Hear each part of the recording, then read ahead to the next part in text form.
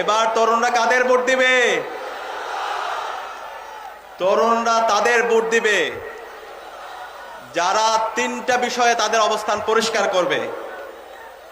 এক নাম্বার হচ্ছে, তরুণরা তাদের ভোট দিবে যারা জুলাই বিপ্লব এবং রাষ্ট্র সংস্কারের পক্ষে।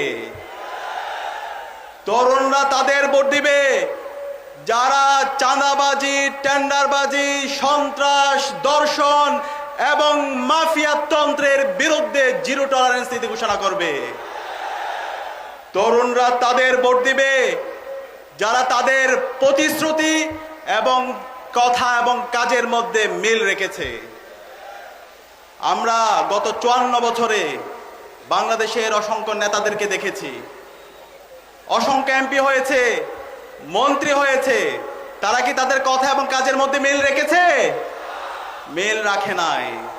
এই জুলাই বিপ্লব পরবর্তী আজকে 1.5 বছর আমরা পার করেছি।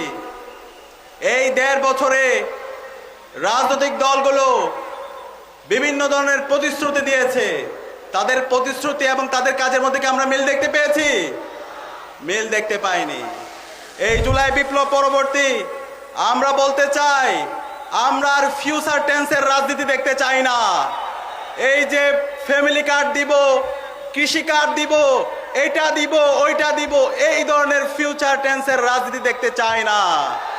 আমরা প্রেজেন্ট পারফেক্ট টেন্সের রাজনীতি দেখতে চাই, যে রাজনীতি হবে যারা ইতিমধ্যে কাজ করে দেখিয়েছে।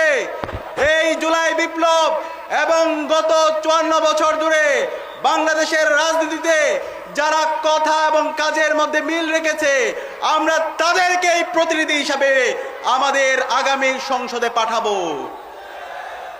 গত 16 বছরে ফেসিবাদের বিরুদ্ধে দীর্ঘ লড়াইয়ে যারা রাজপথে ছিল, তাদেরকে আমরা আমাদের প্রতিনিধি বানাবো।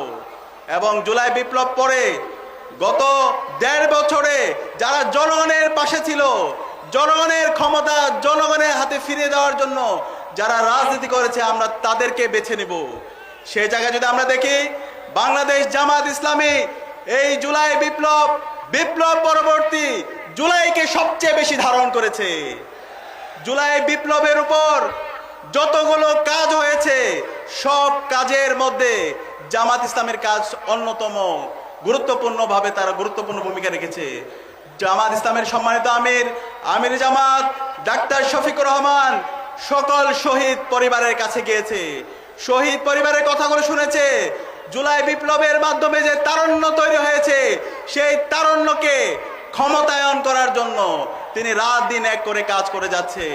এবং আপনাদের চট্টগ্রামের মাটি ও মানুষের নেতা ডক্টর সৈয়দ আব্দুল্লাহ মোহাম্মদ তাহের এই জুলাই বিপ্লব এবং 90-এর স্বৈরাচার বিরোধী আন্দোলনের নেতৃত্ব দিয়েছে।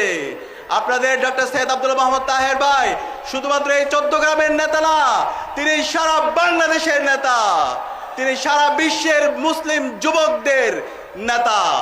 সে কারণে আগামী নির্বাচনে আমরা কি আমাদের নেতা ডক্টর সৈয়দ আব্দুল্লাহ মোহাম্মদ তাহেরকে ব্যাপক ব্যবধানে বিজয় করতে পারবো? ইনশাআল্লাহ, ইনশাআল্লাহ। আমরা একসাথে বলবো, তারুণ্যের প্রথম ভোট, তারুণ্যের প্রথম ভোট, তারুণ্যের প্রথম ভোট দাঁড়িপাল্লার পক্ষে হোক। ইনকিলাব জিন্দাবাদ।